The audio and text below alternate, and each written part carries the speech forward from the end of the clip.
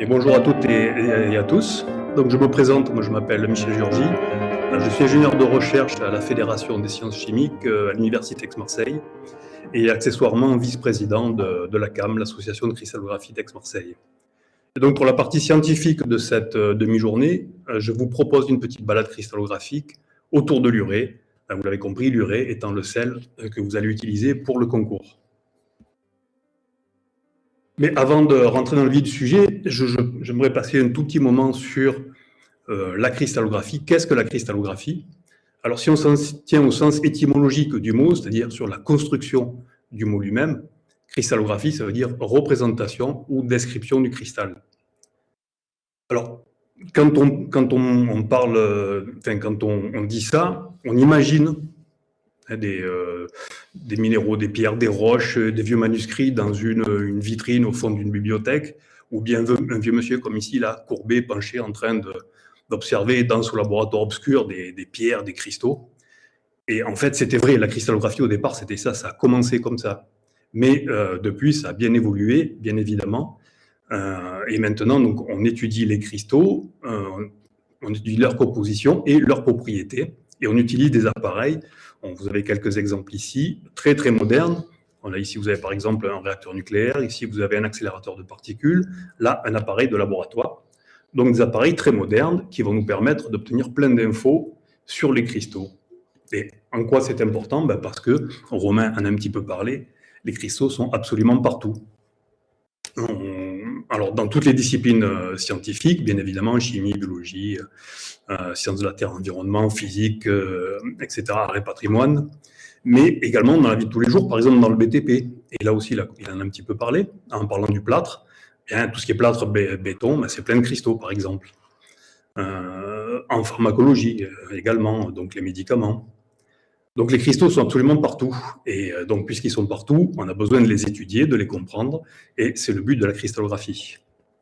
Ils sont tellement partout, en fait, qu'il y en a même dans les organismes vivants, dont nous, les êtres humains.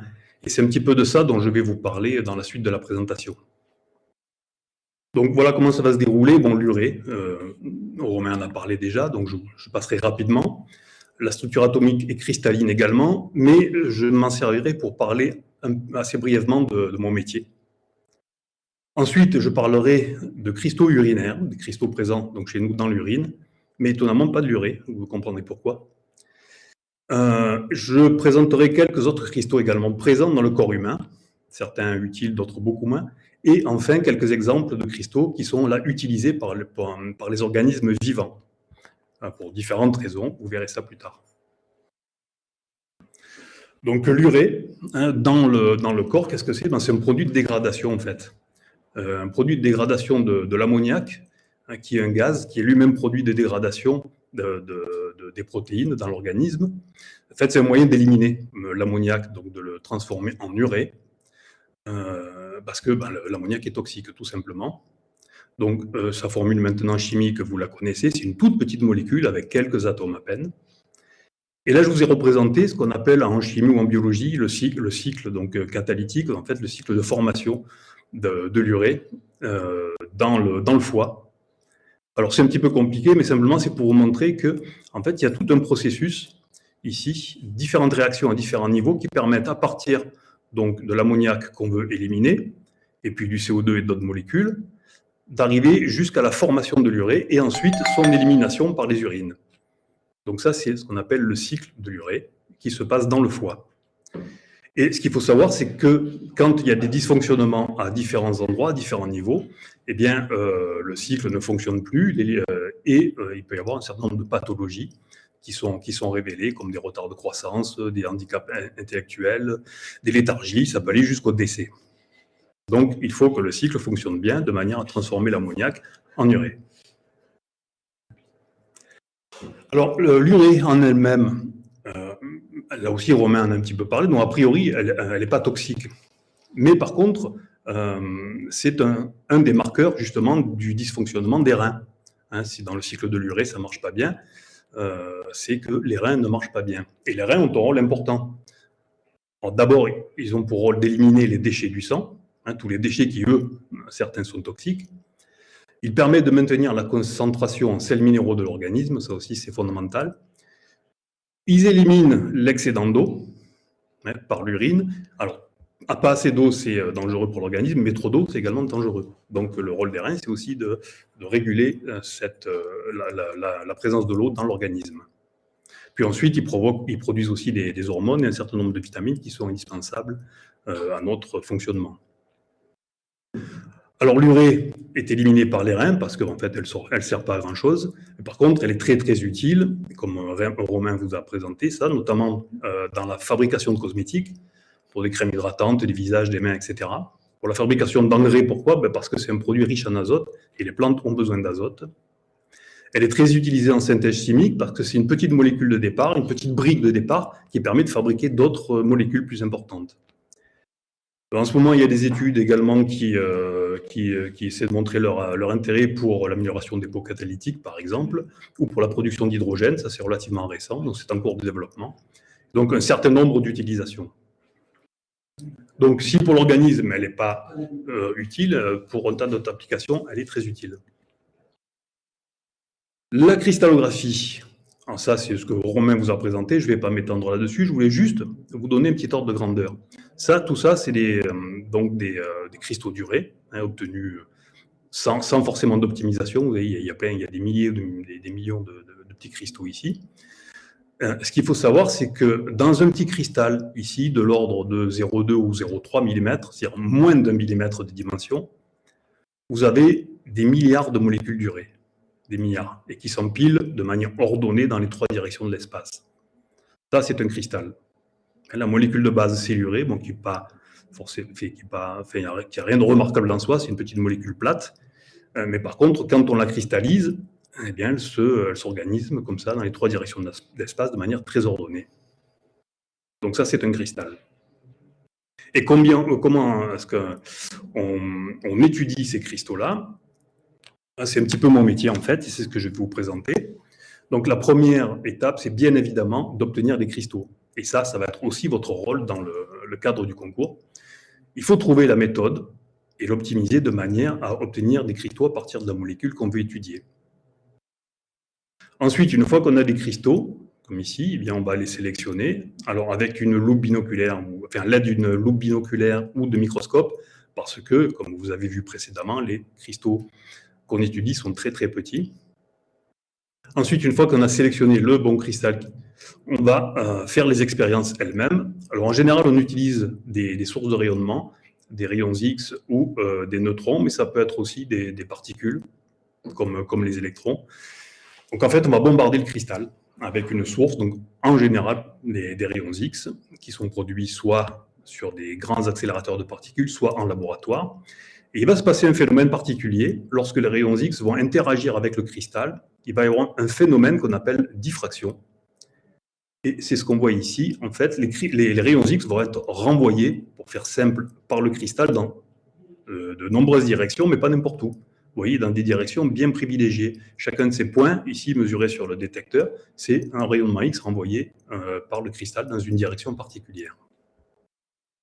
Ensuite, quand on a mesuré ces rayons X diffractés par le cristal, eh bien, on utilise des traitements informatiques, des programmes, et on remonte à la structure de la molécule qui est dans le cristal. Donc, on a à la fois les deux informations, l'information sur la molécule toute seule, quelle est sa structure, et l'information sur son organisation dans le cristal, comment elle est arrangée. Et tout ça, ça nous donne des infos sur les propriétés de la molécule et du cristal lui-même. Donc revenons à nos cristaux internes et les cristaux urinaires pour commencer. Donc on en a beaucoup en fait dans l'urine, il y a beaucoup de cristaux, sauf étonnamment des cristaux d'urée. En fait, c'est la seule chose de ce que je vais vous présenter qui ne cristallise pas là-dedans. Mais bon, il y en a tout un tas d'autres. Alors ces cristaux urinaires ont un certain rôle, enfin en tout cas pour certains c'est normal d'avoir ces cristaux-là, pour d'autres moins, et c'est souvent indicateur de pathologie, de problèmes. Certains sont rares, d'autres non. Alors on va commencer par certainement un des plus connus, l'acide urique qui est ici, qui est d'ailleurs lui-même basé sur ce motif-là que j'entoure là, et qui est dérivé directement de l'urée. Donc l'acide urique qui peut donner des maladies comme la goutte, hein, qui est une accumulation ici de cristaux sur les articulations, et ça fait super mal. Donc il vaut mieux éviter de l'avoir. Voilà quelques exemples ici de cristaux d'acide urique. Vous avez des oxalates de calcium. Non, ça, c'est pas très dangereux, c'est pas bien grave. On le voit surtout quand on a une surconsommation de certains aliments comme les épinards ou le chocolat, par exemple. Vous avez, par contre, le plus embêtant, des calculs de struvite, qui sont donc des cristaux basés sur du magnésium et des phosphates. Et ça, c'est en général signe d'infection bactérienne, mais ça, j'y reviendrai plus loin. Toujours au niveau des urines, on peut avoir tout ça. Hein, je ne vais pas tout détailler, mais donc des cristaux de cystine, des cristaux de bilirubine, alors ça c'est synonyme de, en général, pathologie du foie. Cholestérol, vous en avez entendu parler, voilà, les cristaux de cholestérol, etc. Donc il y en a plein, hein, il y en a plein d'autres, mais pas des cristaux d'urée. Ça ne cristallise pas en fait dans les conditions normales dans l'organisme. Par contre, je vais revenir à l'urée parce que du coup, ça va me permettre d'introduire une autre discipline de la cristallographie, qui est la cristallographie biologique. Donc, on a vu juste avant qu'on pouvait faire des cristaux avec des petites molécules, comme l'urée ici, donc quelques atomes, jusqu'à quelques centaines d'atomes. Mais il faut savoir qu'on peut aussi obtenir des cristaux d'objets, de molécules beaucoup plus grosses, comme les protéines, les enzymes, les virus, ces objets qui contiennent jusqu'à quelques centaines de milliers d'atomes. On n'est plus du tout dans la même échelle. Malgré tout, on peut obtenir des cristaux avec. Ici, vous avez de belles photos de cristaux de protéines obtenus chez nos collègues de la FMB ou du CIDAM, par exemple. Et ça, par contre, contrairement à l'urée, ça nécessite on va dire des sources et des appareils un peu plus complexes que ceux qu'on utilise en laboratoire. Et donc, on fait des expériences donc, sur des réacteurs nucléaires pour produire des neutrons ou bien sur des accélérateurs de particules pour produire des rayons X. Mais l'image qu'on obtient à la fin, elle ressemble toujours à ce genre de cliché ici, un cliché de diffraction qu'on va analyser par le calcul et qui nous permettra de remonter à la structure de la molécule qu'on veut étudier. Et ça, c'est super important parce que ça va nous permettre, si on arrive à voir, entre guillemets, donc à déterminer la structure des protéines ou des enzymes, en tout cas de ces macromolécules, de manière très très précise, on va pouvoir comprendre comment elles fonctionnent. Et ensuite, éventuellement, ça peut être utile pour fabriquer de nouveaux médicaments, etc. Donc là, ici, j'ai pris l'exemple de l'hémoglobine, dont vous avez peut-être entendu parler, qui est vous regardez ici, où il y a des jolis cristaux rouges, qui est une protéine qu'on trouve dans le sang et qui sert à transporter l'oxygène. Alors là, ici, vous avez la structure globale de l'hémoglobine. Mais bon, vu qu'on a tous les détails grâce aux méthodes de la cristallographie, on peut zoomer un petit peu ici et voir, par exemple, où va se passer la réaction qui nous intéresse là-dedans. En fait, là, ce n'est pas vraiment une réaction. C'est la zone sur laquelle le dioxygène va être capté par l'hémoglobine et va être ensuite transporté dans l'organisme pour être délivré là où, dans les cellules qui en ont besoin. Donc, en fait, c'est le rôle de l'hémoglobine. Et donc, en ayant comme ça les structures de l'hémoglobine grâce aux cristaux et à la cristallographie, on comprend comment elle fonctionne. Et ça marche avec tout un tas d'autres protéines et enzymes, bien évidemment. Toujours pour la petite balade cristalographique autour de l'urée et dans le domaine de la biologie, je vais vous parler rapidement de certaines bactéries qui, elles, utilisent l'urée, sont contentes quand elles trouvent de l'urée, parce que ça va leur permettre de survivre dans des milieux hostiles. Vous avez par exemple Proteus mirabilis, qui est dans le tube digestif, et c'est elle qui, notamment, est à l'origine de calculs de struvite dont j'ai parlé précédemment. Donc, quand on voit ces calculs, ces cristaux de struvite dans les urines, c'est qu'il y a probablement cette bactérie, ça doit être une photo de cette bactérie-là, qui se trouve dans l'organisme. Donc, il faut traiter le problème. Une autre assez connue, Helicobacter pylori, qui elle se trouve dans l'estomac et qui est à l'origine d'ulcères et de cancers. En fait, ces bactéries-là utilisent des protéines qu'elles ont elles-mêmes, notamment l'uréase qui est ici. Pourquoi faire? Pour récupérer l'urée et pour la transformer de manière à équilibrer le pH, c'est-à-dire l'acidité du milieu. Et c'est ça qui leur permet de survivre dans des milieux très très acides comme l'estomac, par exemple. Donc elles utilisent l'uréase pour équilibrer leur pH grâce à l'urée, avec un certain nombre de réactions chimiques.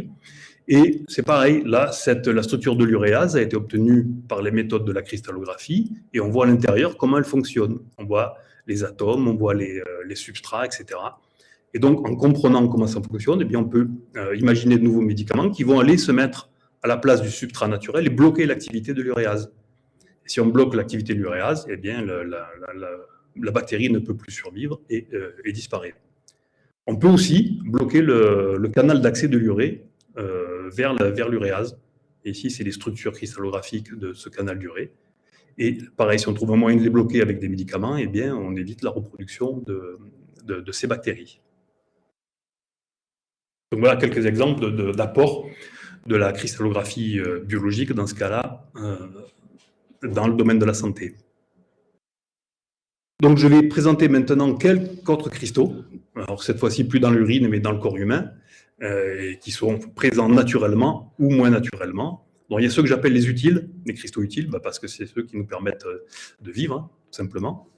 Vous avez par exemple l'hydroxyapatite, qui est un des constituants des os, comme vous voyez ici, et également de l'émail des dents. Nous avons également des cristaux très très importants, ici, les cristaux de l'oreille interne. Donc vous avez tout ça au fond de votre oreille. Des cristaux qui ressemblent à ça. En fait, c'est du carbonate de calcium, hein, le constituant principal du calcaire. Et ça nous sert à nous maintenir en équilibre, à garder l'orientation, etc. Donc c'est fondamental. Par contre, vous avez les cristaux qu'on ne veut pas. J'en ai parlé un petit peu précédemment. Donc vous avez les sels minéraux ou l'acide urique, qui donnent soit des calculs, soit les crises de gouttes. Vous avez aussi les rhumatismes qui sont dus à une accumulation sur les articulations de cristaux d'urate de sodium, ou bien d'hydroxyapatite également. Donc là, j'ai balayé un petit peu quelques exemples de cristaux chez l'être humain, présents chez l'être humain. Bon, il y en a certainement d'autres, hein, je n'ai pas fait le tour complet. Je vais vous présenter, pour terminer ma présentation, quelques cristaux, des exemples assez rigolos de cristaux utilisés dans le monde du vivant. Et je commence par le caméléon. Le caméléon que vous connaissez certainement, qui a la propriété de changer de couleur lorsqu'il est en position de stress, ou d'excitation, stress ou excitation. Alors, il y a des cellules de pigments sur la peau qui permettent de changer ces couleurs-là, mais il n'y a pas que ça, ça a été découvert relativement récemment. Il y a également des réseaux de cristaux qui, suivant l'état d'excitation du caméléon, vont filtrer plus ou moins la lumière. Donc, par exemple, vous regardez à gauche ici, vous avez un réseau de cristaux très très denses, ils sont très rapprochés les uns des autres, et ça correspond à l'état relaxé du caméléon. Quand il est excité, ce réseau de cristaux, vous voyez, il s'élargit, les cristaux s'éloignent les uns des autres, le réseau est moins dense. Et donc, la lumière va être réfléchie différemment, et donc, vous voyez ici la couleur différente du caméléon quand il est excité. Un autre exemple, ça j'en ai aussi un petit peu parlé tout à l'heure, dans les plantes et les épinards notamment, vous avez les oxalates ou des carbonates de calcium, des cristaux ici et ici. Alors là, le rôle serait a priori, en fait, pour la plante de se protéger contre les petits prédateurs, parce que ça, c'est irritant quand on le mange. En tout cas, quand on a une petite bouche et un petit tube digestif. Dans les coquilles, dans des coquillages ou des escargots également, ça, ce sont des cristaux. Hein. Les coquilles sont constituées de cristaux. C'est également du carbonate de calcium. Vous voyez ici en microscopie optique, puis électronique, vous voyez des formes ici géométriques. Ce sont des cristaux. La bestiole fabrique des cristaux pour se protéger grâce à sa coquille. La cellulose des parois, alors pas des végétaux, mais des cellules des végétaux également, est en partie cristalline. Et un dernier exemple d'utilisation de cristaux dans le vivant, je l'ai gardé pour la fin parce que je le trouve assez intéressant, c'est ce qu'on appelle le magnétosome. Alors, il y a un certain nombre d'organismes qui utilisent des cristaux pour s'orienter selon le champ magnétique. C'est le cas de certaines bactéries, donc comme celle-ci qu'on appelle magnétotactique, mais c'est aussi le cas de des abeilles, de termites, des truites, des saumons, de dauphins, etc. Et ce magnétosome, c'est quoi? Ce sont des cristaux de différentes compositions, donc soit de magnétite, grégite, etc., mais tous basés sur du fer. et qui sont capables donc de ressentir le champ magnétique, de s'orienter suivant le champ magnétique. Et donc, la bestiole qui les utilise est capable, grâce à ça, de s'orienter. Il a été également découvert chez l'être humain, notamment dans le cerveau, des cristaux de magnétite. Mais là, leur rôle, pour l'instant, n'est pas encore vraiment compris. Enfin, en tout cas, il y a controverse sur le rôle de ces cristaux-là. Mais bon, est-ce qu'on aurait gardé en mémoire également la possibilité de se déplacer comme les oiseaux migrateurs? Ça, on ne sait pas encore. Peut-être qu'on le devinera un jour. Voilà, donc j'ai fini ma petite présentation sur les cristaux du vivant, donc l'aspect scientifique. Et je voulais juste vous présenter à la fin cette petite diapositive parce que ça répond aussi en partie à une question qui a été posée sur le matériel que vous pouvez utiliser pour le concours. J'ai trouvé sur YouTube cette petite vidéo, vous pourrez y aller, c'est assez sympa. C'est un jeune chimiste en herbe, en fait, qui présente toute une méthode pour obtenir, à partir de sa propre urine, des cristaux d'urée. Donc, c'est assez compliqué, hein, ça serait relativement difficile à reproduire, d'autant plus que pour avoir 8 grammes d'urée uniquement, il a quand même utilisé, je ne sais plus, 3 litres d'urine. Donc déjà, il faut avoir beaucoup envie, puis surtout, le procédé dure très très longtemps. Donc vous pourrez peut-être vous en inspirer, mais bon, je ne suis pas certain que ce soit très efficace. Donc je vous remercie de votre participation et à très bientôt pour ce que je verrai sur le concours. Merci Michel. Donc il ne faut pas hésiter à poser des questions, c'est le moment, sur l'intervention de Michel ou éventuellement d'autres questions relatives à la cristallographie. Je vois qu'il y a le collège Sainte-Eutrope là, qui a allumé sa caméra. Ouais. Ça fait plaisir de parler de... Voilà, le collège veut dire quelque chose. Pour l'instant, il n'y a personne devant, mais ouais, il ne faut pas hésiter hein, si le collège veut prendre la parole.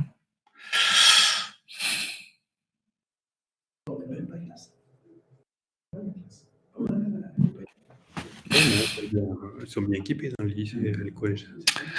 Ouais. Bon, le collège, là, vous voulez poser une question ou pas? Le collège Sainte-Eutrope.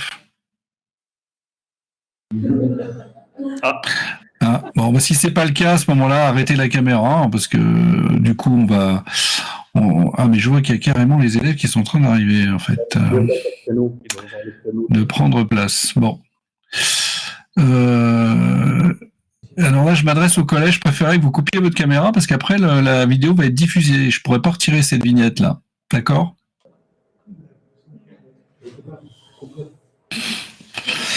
Bon, je vais être obligé de les arrêter, là. Ouais. Delphine, tu peux essayer de les trouver, là, et de les stopper, là, parce que... Je les retire carrément, enfin... je sais pas, mais parce qu'après, je pourrais pas diffuser la vidéo, si tu veux. Je vais les retirer complètement pour pouvoir... ouais, là, puisqu'apparemment, il n'y a personne derrière, donc je sais pas s'ils m'entendent. Non, je pense même pas, donc je les retire, allez. Ouais. Je suis désolé hein, pour le collège, mais ça va être un problème après. Voilà. Donc ils vont se reconnecter parce qu'ils vont se rendre compte certainement qu'il y a quelque chose qui ne marche pas. Écoute Michel, il n'y a pas de questions, donc on va passer à l'intervention d'Evelyne. Hein. Je parlais dans le vide depuis tout à l'heure. Non, pas du tout. En tout cas, moi je t'ai écouté avec beaucoup d'attention et c'était très intéressant. Bon, de toute façon, on est là pour répondre aussi pendant tout le... Mais oui, bien sûr. Oui, tu vois, il y en a d'autres aussi qui confirment ce que je viens de te dire. C'était très intéressant, on est d'accord.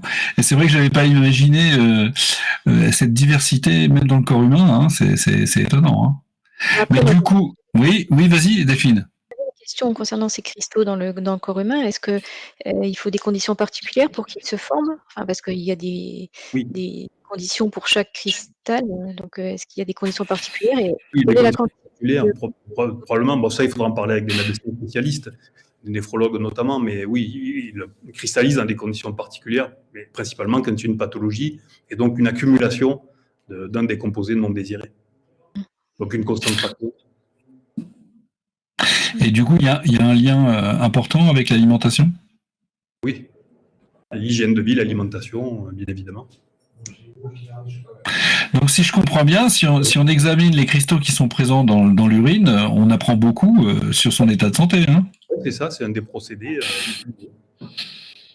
Ok. Bon, bah.